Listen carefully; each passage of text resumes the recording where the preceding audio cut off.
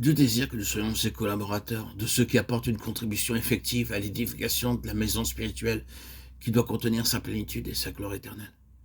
Notre croissance en Christ se réalise quand nous nous livrons entièrement à lui, en nous abandonnant entre ses mains afin qu'il se meuve librement en nous, quelles que puissent être les voies qu'il a choisies pour nous, afin de nous introduire dans son grand dessein. C'est ainsi que cette participation devient notre expérience, celle qui nous assure de sa part les plus grandes et les plus précieuses promesses, afin que par elle vous deveniez participants de la nature divine, en fuyant la corruption qui existe dans le monde par la convoitise de Pierre 1,4. Lors de notre nouvelle naissance, Dieu introduit en nous la vie divine, d'une nature différente de la nôtre. Cette vie possède un caractère et une mentalité qui lui sont propres. Son caractère est en relation avec sa façon d'agir, et sa mentalité en relation avec sa façon de penser. C'est ce qu'il exprime dans Ésaïe 55,8. Car mes pensées ne sont pas vos pensées, vos voix ne sont pas mes voix. Le but de Dieu en introduisant sa vie, c'est qu'elle devienne la nôtre, car elle est la seule qui puisse accomplir son dessein en nous. Nos pensées, nos plans ne peuvent être acceptés de Dieu parce qu'ils procèdent d'une vie que Dieu a jugée sur la croix. Dieu nous voit comme morts à notre nature déchue et comme désormais vivants pour lui en Christ.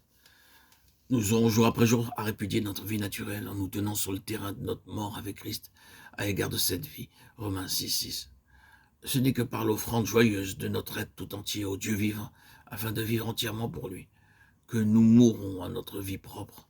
La vie de Christ par laquelle il nous faut apprendre chaque jour forme en nous le caractère et la mentalité du Fils de Dieu.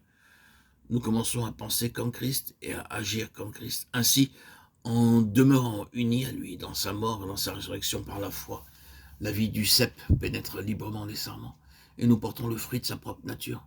Le fruit de l'esprit, c'est l'amour, la joie, la paix, la patience, la bonté, la bienveillance, la foi, la douceur, la maîtrise de soi. Galates 5,21.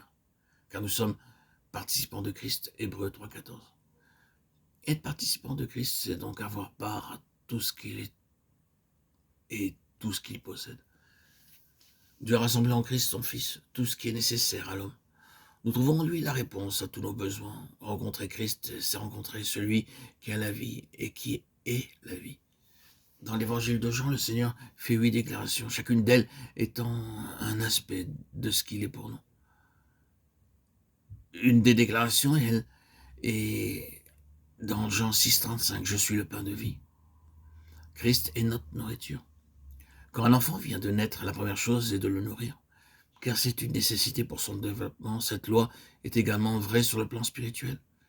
Ce qui doit être nourri, c'est l'homme intérieur, c'est-à-dire notre esprit. Le Saint-Esprit est particulièrement soucieux de son développement et de sa croissance pour l'amener à l'état de maturité duquel va dépendre notre capacité de connaître le Seigneur, de travailler avec lui, en apportant notre contribution. Nos yeux intérieurs doivent être ouverts sur la vie de notre parfait modèle, parce que c'est lui qui doit nous être révélé par le Saint-Esprit, afin que nous voyions comment lui se nourrissait et comment nous aussi nous pourrons faire de lui notre pain de vie.